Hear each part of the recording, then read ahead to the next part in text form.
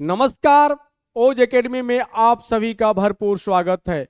अब तक हम लोगों ने प्रॉफिट एंड लॉस में 9 टाइप के प्रश्नों को हल कर लिया है। आइए आज हम लोग 10वीं टाइप के प्रश्नों को हल करते हैं।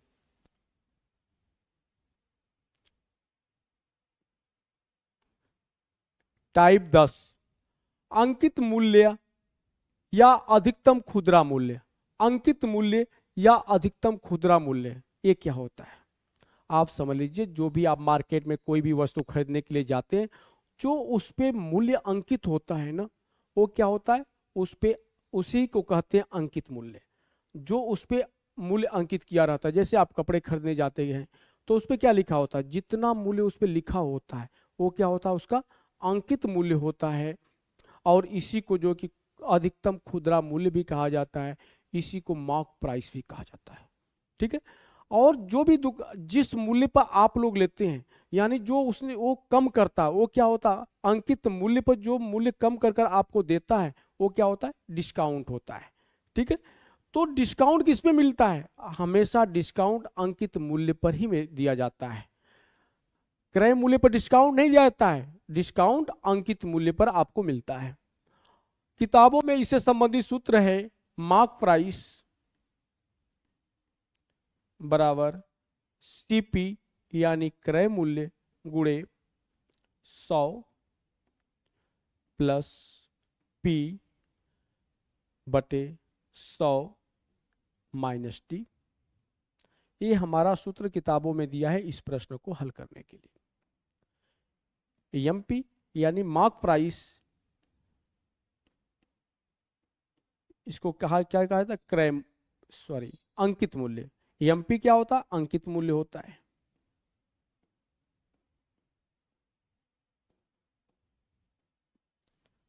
सीपी क्या है? सीपी कॉस्ट प्राइस यानी क्रय मूल्य। पी प्रॉफिट को बताता है।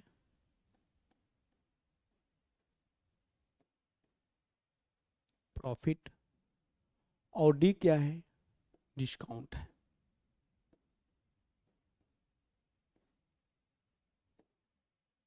ये हमारा सूत्र है अंकित मूल्य ज्ञात करने का। ठीक है। अंकित मूल्य ज्ञात करने के लिए हम इस सूत्र का भी प्रयोग कर सकते हैं। M P is equal to C P गुणे 100 प्लस पी बटे 100 माइनस डी, जहां एम पी क्या है? अंकित मूल्य है, यानी अधिकतम खुदरा मूल्य या अंकित मूल्य। सी पी क्या है? कास्ट प्राइस क्रय मूल्य है। पी क्या है? प्रॉफिट को बताता है। डी क्या है? डिस्काउंट को बताता है। इसके आधार पर हम प्रश्नों को हल कर सकते हैं। लेकिन परीक्षा हाल में हमें सब कुछ याद होता है, सब कुछ याद आता है, पूरे जीवन भर के पाप और पुण्य याद आते हैं। सिर्फ एक चीज नहीं याद आता है, सूत्र। किसी भी प्रश्न को हल करते समय हमको फार्मूला की जरूरत पड़ती है। फार्मूला हमें याद ही नहीं आते हैं, कभी याद भी आते हैं तो इस प्रकार से याद आते हैं। ऊपर प्लस था या नीचे प्लस था, ऊपर माइनस था या नीचे माइनस था, ऊपर जोड़ा गया था या नीचे जोड़ा गया था। लेकिन आपको घबराना नहीं है। अगर सूत्र ना आए तो हम दूसरा मेथड बताएंगे अपना, बहुत ही व्यवहारिक है। उसके द्वारा आपको जो है कि सारे प्रश्न आपके हल हो जाएंगे। एक प्रश्न हम जो है कि फार्मूले के आधार पर हल कर कर आपको दिखाएंगे। इसके बाद इस टाइप के जितने भी प्रश्न हैं उसको हम अपने अलग मेथड से हल करेंगे, और जो बहुत ही व्यवहारिक है और आपको समझ में भी आएगा। आइए देखते हैं।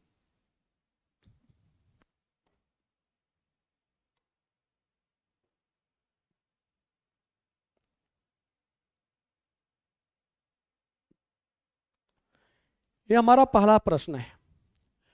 क्रय मूल्य से कितने प्रतिशत अधिक कीमत किसी वस्तु पर अंकित की जाए ताकि हमें 52% का लाभ मिले, ग्राहक को 5% छूट देने के बावजूद। प्रश्न है, दोबारा पढ़ दे रहा हूं।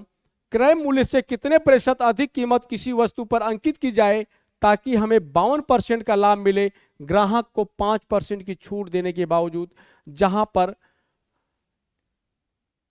क्रय मूल्य नहीं दिया गया रहता है वहां पर हम क्या करते हैं? क्रय मूल्य को 100 रुपया मान लेते हैं। मान लेते हैं यहां क्रय मूल्य क्या है? 100 रुपया है, यानी सीपी बराबर 100 रुपये। इसे हम हल करते हैं। पहले हम सूत्र के माध्यम से हल करेंगे, इसके बाद हम अपने व्यवहारिक मेथड से हल करेंगे। पहले सूत्र के माध्यम से देख लेते हैं।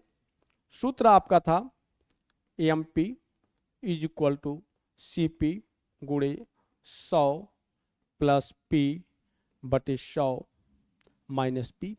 हल करते हैं। हमें क्या ज्ञात करना है? हमें अंकित मूल्य ही ज्ञात करना है।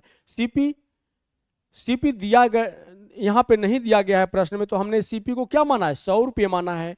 तो यहां लिख लेंगे 100 गुणे 100 प्लस P से प्रॉफिट कितना चाहिए इसको? 52% की प्रॉफिट चाहिए, तो हम यहां पे 52 लिख लेंगे बटे में 100 माइनस D, यानी सॉरी यहां P लिख दिया मैंने, यहां पे D होगा।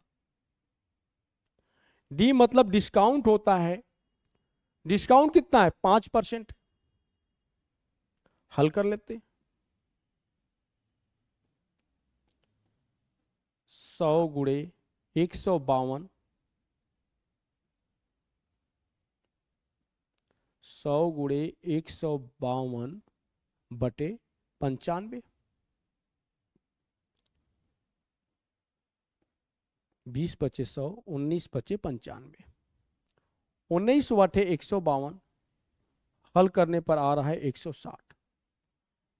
हल करने पर आ रहा है 160, यानी मार्क प्राइस कितना होगा? मार्क प्राइस या अंकित मूल्य कितना हो गया? 160 रुपये। अंकित मूल्य 160 रुपया होगा। अंकित मूल्य में से हम क्रय मूल्य 100 रुपये को घटा देते हैं, तो बचता है 60 रुपया। ये 60 रुपया क्रय मूल्य का 60% है। ये 60 रुपया क्या है? क्रय मूल्य का 60% है। अतः हम कह सकते हैं क्रय मूल्य से 60% अधिक कीमत अंकित करनी होगी। ये तो सूत्र के माध्यम से था, लेकिन हम अब इसे व्यवहारिक ढंग से हल करते हैं। व्यवहारिक ढंग से हल करने में हमें थोड़ा सा सोचना पड़ता है, थोड़ा सा। और एक बार सोच लीजिए, इसके बाद तो फिर आपका प्रश्न बहुत ही आसानी से हल हो जाएगा। देखिए लिखा गया है कि क्रय मूल्य से कितने प्रतिशत अधिक कीमत किसी वस्तु पर अंकित की जाए ताकि हमें 52% का लाभ मिले, ग्राहक को 5% की छूट देने के बावजूद। हमने आपको बताया, पुनः बता रहा हूं कि छूट हमेशा जो है अंकित मूल्य पे दी जाती है। छूट किस पे दी जाती है? अंकित मूल्य पे दी जाती है, ये ध्यान रखना है हमेशा।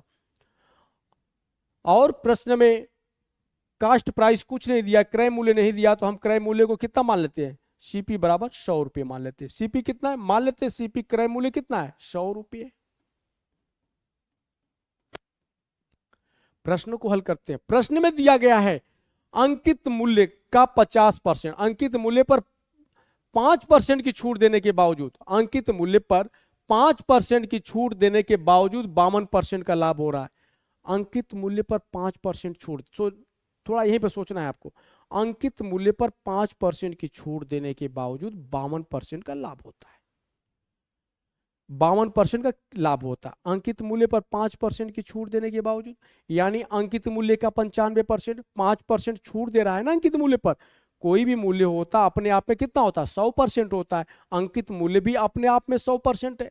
तो अंकित मूल्य पर 5% की छूट देने के बावजूद, यानी अंकित मूल्य का 95% कितने के बराबर? अंकित मूल्य पर 5% की छूट देने के बावजूद 52% का लाभ होता है, यानी अंकित मूल्य का 95% 152 रुपये के बराबर होगा। कितने के बराबर होगा? 152 रुपये के बराबर होगा, क्योंकि 52% का लाभ हो रहा है। वस्तु कितना का खरीदे हैं आप? 100 रुपया, या मान चुके हैं, तो 52% का लाभ हो रहा है, यानी 100 रुपये पर 52 रुपये का लाभ होगा। तो अंकित मूल्य का 95% कितने के बराबर होगा? 152 रुपये के बराबर होगा। अंकित मूल्य का 95%, क्योंकि अंकित मूल्य पर 5% डिस्काउंट दे रहा है। डिस्काउंट हमेशा अंकित मूल्य पर दिया जाता है। अंकित मूल्य का 95% 152 रुपये के बराबर होगा। तो अंकित मूल्य का 100% कितने के बराबर होगा? यहां पर प्रश्नवाचक चिन्ह लग जाएगा। ठीक है, ये क्या है, रुपए में है। 95% 152 रुपए के बराबर, तो 100% कितने रुपए के बराबर हो जाएगा। हमारे इस चॉकलेटी फार्मूले में प्रश्नवाचक के सामने की वैल्यू डिवाइड करती है, यानी प्रश्नवाचक के सामने की तिर्यक वैल्यू डिवाइड करती है, शेष का आपस में गुणा होगा। तो यहां पे गुणा हो जाएगा 152 गुणे 100 बटे 95, 20 पचे 100, 19 पचे 95, 19 बटे 152 कितना हो गया, 160। हल करने पर 160 रुपये आ रहा है, हल करने पर 160 रुपये आ रहा है। ये 160 रुपये क्या है, अंकित मूल्य होगा। अंकित मूल्य कितना होगा, 160 रुपये आ रहा है, क्योंकि अंकित मूल्य का 100% 160 रुपये के बराबर आ रहा है। अब इस अंकित मूल्य से 100 रुपये क्रय मूल्य को माइनस कर देते हैं, तो क्या बचा, 60 रुपये बचा। 160 रुपये तो अंकित मूल्य था और 100 रुपये क्रय मूल्य था। कितना बढ़ाकर लिखा है, 60 रुपये बढ़ाकर लिखा है। कितने पर, 100 रुपये पर बढ़ाकर लिखा है, यानी ये जो बचता है 60 रुपया ना, ये क्रय मूल्य का कितना है, 60% है। अतः हम कह सकते हैं अंकित क्रय मूल्य पर, अतः हम कह सकते हैं कि क्रय मूल्य पर 60% बढ़ाकर लिखना होगा। क्रय मूल्य से 60% बढ़ाकर लिखना होगा, ठीक है। क्रय मूल्य से कितना अधिक बढ़ाकर लिखना होगा, 60% अधिक लिखना होगा। 60% हमारा यही क्या होगा, उत्तर हो जाएगा 60% बढ़ाकर लिखना होगा। किस पे, क्रय मूल्य पर 60% बढ़ाकर लिखना होगा। तब जाकर जो है कि जो अंकित मूल्य होगा 160 रुपये, उस पे जो है कि 5% की छूट देने के बावजूद हमें 52% का लाभ मिलेगा। अगला प्रश्न देखते हैं।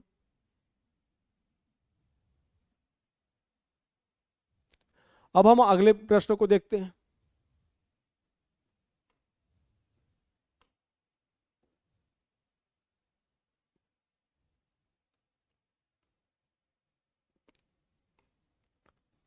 हमारा अगला प्रश्न है, क्रय मूल्य से कितने प्रतिशत अधिक कीमत किसी वस्तु पर अंकित की जाए ताकि हमें 20% का लाभ मिले 20% की छूट देने के बावजूद। अब हम यहां पर इससे डायरेक्ट हल करेंगे, ठीक है। अब हम सूत्र का प्रयोग न कर हम डायरेक्ट हल करते हैं। प्रश्न में दिया गया है कि 20% की छूट देने के बावजूद, 20% की छूट देने के बावजूद 20% का लाभ हो रहा है। यहां पे सीपी नहीं दिया गया है, यानी क्रय मूल्य नहीं दिया गया है। हम यहां मान लेते हैं सीधे क्रय मूल्य कितना है, 100 रुपये है। क्रय मूल्य कितने, 100 रुपये मान लेते हैं, सीपी 100 रुपये मान लेते हैं। प्रश्न में दिया गया है या प्रश्न में कहा गया है कि 20% की छूट देने के बावजूद 20% का लाभ हो रहा है। 20% छूट किस पे दे रहा है, अंकित मूल्य पे, मार्क प्राइस पे 20% की छूट दे रहा है, तो 20% का लाभ हो रहा है। 20% की छूट यानी अंकित मूल्य का पर 20% की छूट, यानी अंकित मूल्य का 80%। अंकित मूल्य का 80% कितने के बराबर होगा, 120 रुपये के बराबर होगा। अंकित मूल्य का 80% 120 रुपये के बराबर होगा, क्योंकि 20% का लाभ दिखाई की बात कर रहा है और क्रय मूल्य कितना है, 100 रुपया है। 100 रुपये पर 20 रुपये का लाभ कितना होगा, 100 रुपये पर 20% का लाभ यानी 20 रुपये का लाभ। तो 100 में 120 रुपये, 100 में 20 रुपया जुड़ जाएगा तो कितना हो जाएगा, 120 रुपये हो जाएगा।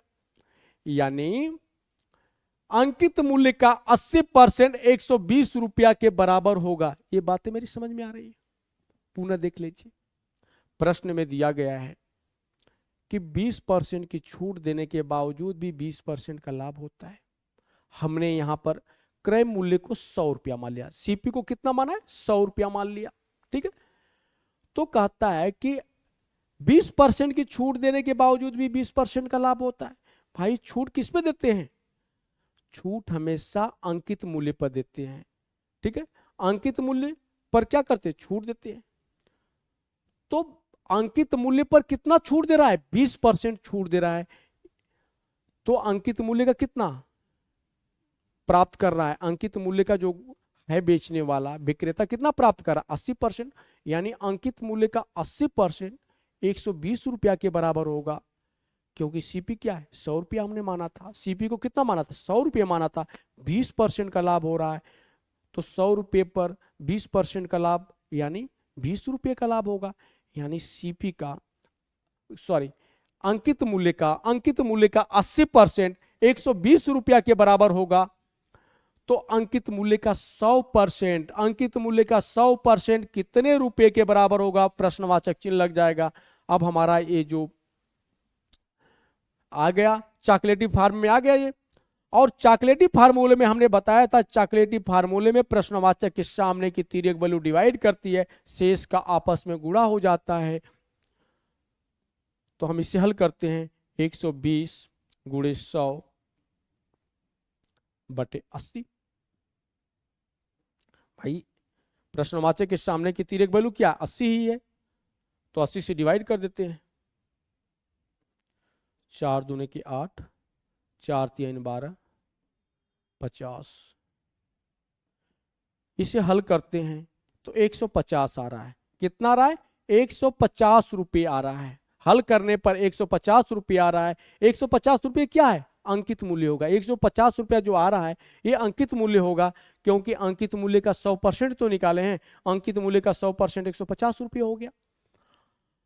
अब इस अंकित मूल्य में से हम 100 रुपये क्रय मूल्य को घटा देते हैं, तो बचता है 50 रुपये। कितना बचा 50 रुपये। यह 50 रुपये जो है क्रय मूल्य का 50% होगा, क्रय मूल्य का कितना होगा 50 रुपये। ये 50 रुपये जो बचता है क्रय मूल्य का कितना है 50 रुपये है, क्रय मूल्य का 50% होगा। ये जो 50 रुपये बचा था ना, एक क्रय मूल्य का कितना 50% है, क्योंकि क्रय मूल्य कितना था 100 रुपये था। अतः हम कह सकते हैं कि क्रय मूल्य पर 50% अधिक कीमत अंकित करनी होगी। क्रय मूल्य पर कितना कीमत अधिक अंकित करनी होगी 50% अधिक कीमत अंकित करनी होगी। ये प्रश्न समझ में आ गया। ठीक है, हम अगला प्रश्न देखते हैं।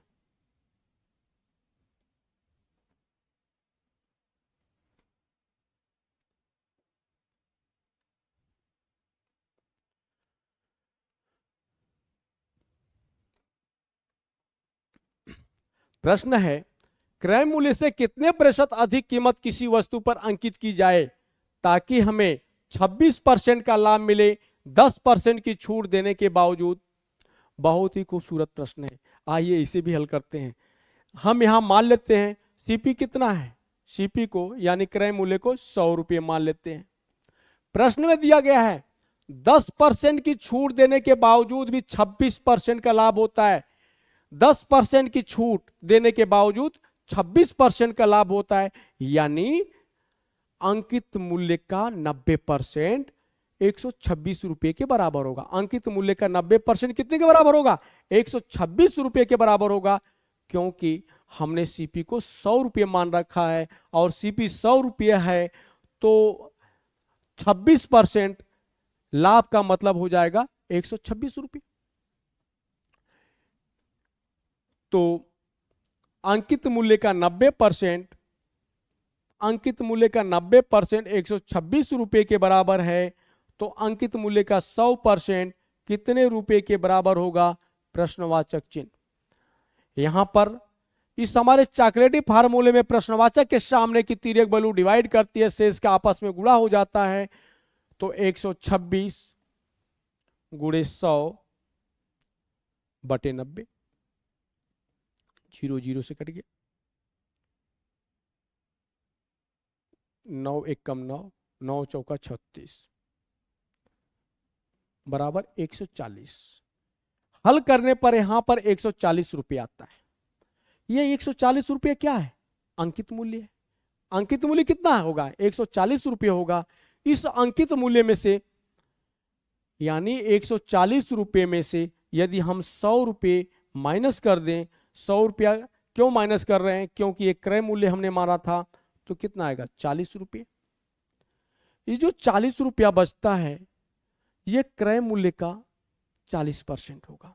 क्रय मूल्य का कितना होगा? 40% होगा, क्योंकि क्रय मूल्य को हमने 100 रुपया मान रखा है। तो 100 रुपया पर कितना बढ़ रहा है? 40 रुपया बढ़ रहा है, यानी कितना हो जाएगा? 40% हो जाएगा। अतः हम कह सकते हैं क्रय मूल्य से 40% अधिक कीमत अंकित करनी होगी। कितने अधिक कीमत अंकित करनी होगी? 40% अधिक कीमत अंकित करनी होगी। यह हमारा उत्तर हो जाएगा 40%। ठीक है, अब हम अगला प्रश्न हल करते हैं।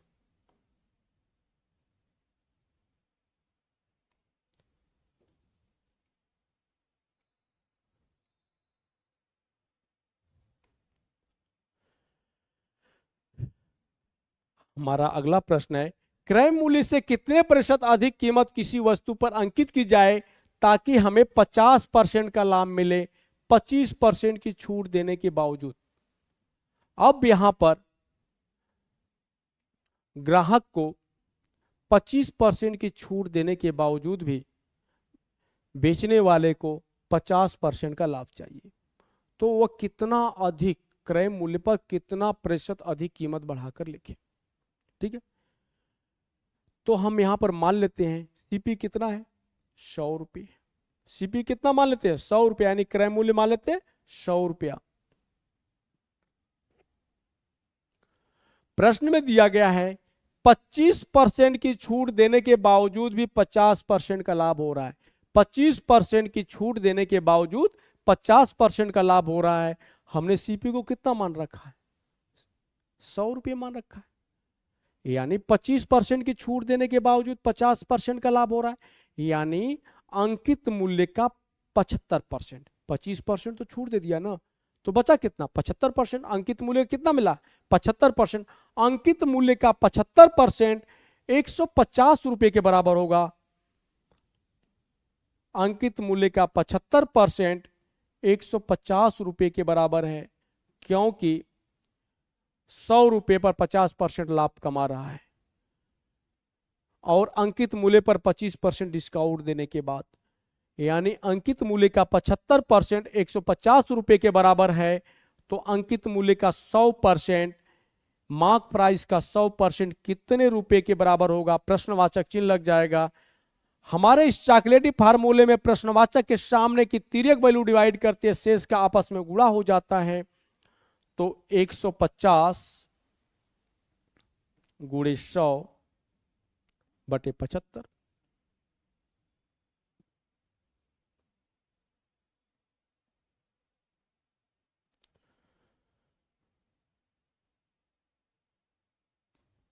पच्चीस चौका 100, 25 तियाइन 75, 3 पचे 15, 0, 4 पचे 20, 200। 200 रुपया कितना मूल्य अंकित करना पड़ेगा? 200 रुपया अंकित मूल्य करना पड़ेगा। हल करने पर जो 200 रुपया आ रहा है, ये क्या होगा? हमारा अंकित मूल्य। ये जो हल करने पर जो 200 रुपया आया है, ये क्या होगा? अंकित मूल्य है। इस अंकित मूल्य में से 100 रुपया क्रय मूल्य को घटाने पर क्या बचा? 100 रुपया बचा। कितना बचा? 100 रुपया बचा है। 100 रुपया, ये 100 रुपया क्रय मूल्य का कितना परसेंट है? 100% होगा। क्रय मूल्य कितना है? 100%। ये जो 100 रुपया बचता है क्रय मूल्य का कितना है? 100% है, क्योंकि हमारा क्रय मूल्य कितना था? 100 रुपया था, यानी 100 रुपया की जगह 200 रुपया लिखा गया है। 100 रुपये के स्थान पर 200 रुपया लिखा गया है, यानी क्रय मूल्य से 100 रुपया अधिक कीमत अंकित करनी पड़ेगी, यानी 100% अधिक कीमत अंकित करनी पड़ेगी। कितना अंकित करनी पड़ेगी? 100 रुपया से 100 रुपया और बढ़ाकर। ठीक है, यानी 200 रुपया अंकित करना पड़ेगा। तो ये जो 100 रुपया आएगा जो अधिक अंकित कर रहा है, ये 100 रुपया कितना है? 100% है। अतः हम कह सकते हैं कि क्रय मूल्य से 100% अधिक कीमत अंकित करनी पड़ेगी। कितना अधिक कीमत अंकित करनी? 100% अधिक कीमत अंकित करनी पड़ेगी। ठीक है, 100% हम कीमत को क्या करेंगे? बढ़ाकर अंकित करेंगे। 100%, 100 रुपये का 100 रुपया बढ़ाएंगे तो कितना हो जाएगा? 200 रुपये हो जाएगा। समझ में आ रहा है? अब हम अगला प्रश्न देखते हैं।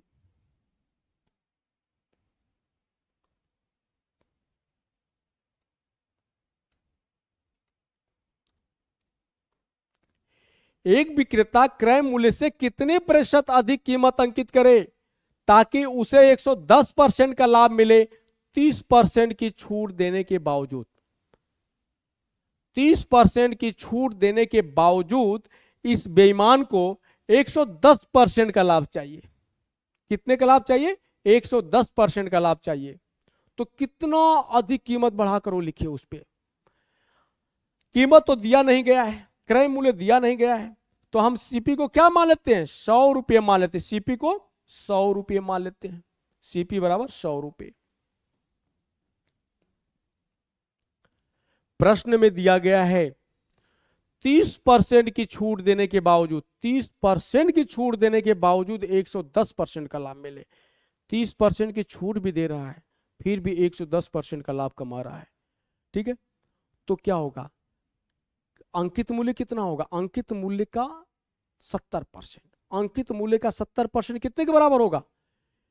100 रुपया तो सीपी मान चुके हो, 110% का लाभ चाहिए उसको। ठीक है, 100 रुपये पर 110% का लाभ चाहिए, यानी उसे 110 पर 10 रुपया और ले कमा रहा है। 100 रुपये पर कितना कमा रहा है? 110 रुपये कमा रहा है। तो क्रय मूल्य का अंकित मूल्य का 70%, अंकित मूल्य का 70% 210 रुपये के बराबर होगा।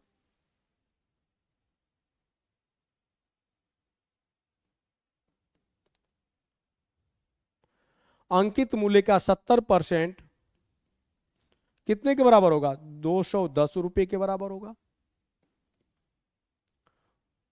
तो पूछ रहा है अंकित मूल्य का 100% कितने के बराबर होगा। ये मेरी बातें आपको समझ में आ रही हैं? नहीं आ रही तो फिर से समझ लीजिए। प्रश्न में दिया गया है 30% की छूट देने के बावजूद 110% का लाभ मिले। भाई छूट दी जाती है अंकित मूल्य पर। किस पे दी जाती है? अंकित मूल्य पे दी जाती है, मॉक प्राइस पे दी जाती है। तो छूट उसने किस पे देगा? अंकित मूल्य पे देगा। तो अंकित मूल्य का पर 30% की छूट दे रहा है, यानी अंकित मूल्य का कितना प्राप्त करा है? 70%। यानी ये हो गया 70%, अंकित मूल्य का 70%। ठीक है, उसको 110% का लाभ मिल रहा है, यानी 100 रुपये की चीज पे 110 रुपये का लाभ मिल रहा है, यानी अंकित मूल्य का 70% 210 रुपये के बराबर होगा। इसलिए अंकित मूल्य का 100% कितने के बराबर होगा? प्रश्नवाचक चिन्ह। अब ये चॉकलेटी फार्म में आ गया। हमारे इस चॉकलेटी फार्मूले में प्रश्नवाचक के सामने की तिर्यक वैल्यू डिवाइड करती है, शेष का आपस में गुणा हो जाता है। तो 210 गुणे 100 बटे 70 हो जाएगा। 7 लेके 21 बराबर 300।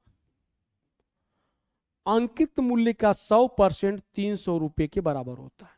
अंकित मूल्य का 100% कितने के बराबर हुआ? 300 रुपये के बराबर होगा। अब इस 300 रुपये में से हम 100 रुपया क्रय मूल्य को घटा देते हैं। 100 रुपया क्या है? हमने क्रय मूल्य माना है। क्रय मूल्य कितना था? 100 रुपया हमने माना था ना। तो 100 रुपये को माइनस कर देते हैं, तो बचा कितना? 200 रुपये। ये जो 200 रुपया बचता है ना, ये सीपी का कितना है? 200%। ये जो 100 रुपया, जो 200 रुपया बचा है, क्रय मूल्य का कितना, यानी 100 रुपये का कितना होगा? 200% होगा। अतः हम कह सकते हैं कि क्रय मूल्य पर 200%, क्रय मूल्य पर 200% अधिक कीमत अंकित करने पर 30% की छूट देने के बावजूद भी 110% का लाभ होगा। ठीक है, ये हो गया प्रश्न हल। अगर न समझ में आ रहा हो दोबारा बता देता हूं इसको, क्योंकि हमारा लास्ट प्रश्न है। ठीक है, प्रश्न में दिया गया था कि 30% की छूट देने के बावजूद भी 110% का लाभ मिल रहा है। हम यहां मान लेते हैं कि सीपी कितना है? 100 रुपये, क्योंकि सीपी दिया नहीं गया है। तो सीपी को क्या हमने मान लिया, 100 रुपये मान लिया। तो 30% की छूट, अंकित छूट किस पे होती है, अंकित मूल्य पे होती है। 30% की छूट देने के बावजूद भी 110% का लाभ हो रहा है, यानी अंकित मूल्य का 70% 210 रुपए के बराबर होगा। अंकित मूल्य का 70% कितने के बराबर होगा, 210 रुपए के बराबर होगा। तो अंकित मूल्य का 100% कितने के बराबर होगा, प्रश्नवाचक चिन्ह लग जाएगा। ये हमारा चॉकलेटी फार्म में आ गया। हमारे चॉकलेटी फार्मूले में प्रश्नवाचक के सामने की तिर्यक वैल्यू डिवाइड करती है, शेष का आपस में गुणा हो जाता है। अब इसको हम हल करते हैं। 210 में 100 का गुणा हो जाएगा, 210 गुणे 100। प्रश्नवाचक के सामने की वैल्यू डिवाइड करेगी, यानी 70 डिवाइड कर देगा, तो हल करने पर 300 आता है। ये 300 क्या है, अंकित मूल्य का 100% 300 के बराबर है, यानी कितना उस पर अंकित मूल्य होगा, 300 रुपये होगा। ठीक है, 300 रुपया होगा। 300 रुपये में से हमने 100 रुपये घटाया है। 100 रुपये क्या था, क्रय मूल्य था। क्रय मूल्य को माइनस कर देते हैं, तो जो बचा, कितना बचा, 200 रुपये बचा। 200 रुपये ये जो बचता है, ये क्रय मूल्य का कितना है, 200% है। अतः हम कह सकते हैं कि क्रय मूल्य पर 200% अधिक कीमत बढ़ाकर लिखी जाएगी। यहां पर क्रय मूल्य पर 200% अधिक कीमत बढ़ाकर लिखी जाएगी, तभी जो है क्रय मूल्य पर, अंकित मूल्य पर 30% की छूट देने के बावजूद भी हमें 110% का लाभ होगा। ठीक है, इसी के साथ आज की क्लास समाप्त होती है। धन्यवाद। अगले क्लास में हम अगली टाइप को पढ़ेंगे।